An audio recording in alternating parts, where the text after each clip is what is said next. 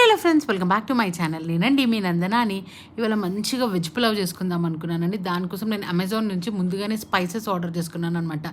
ఇది జిహెచ్ఐ గుర్మిట్ వల్ల spices super ఫ్లేవర్ఫుల్గా ఉన్నాయండి. మీరు కూడా అమెజాన్ నుంచి ఆర్డర్ చేసుకోండి. అల్టిమేట్ ఉన్నాయి. అసలు బిర్యానీ టేస్టే మారిపోయింది నాకైతే. వెజ్ బిర్యానీ అయినా నాన్ వెజ్ ఫ్లేవర్స్లో వచ్చిందనమాట.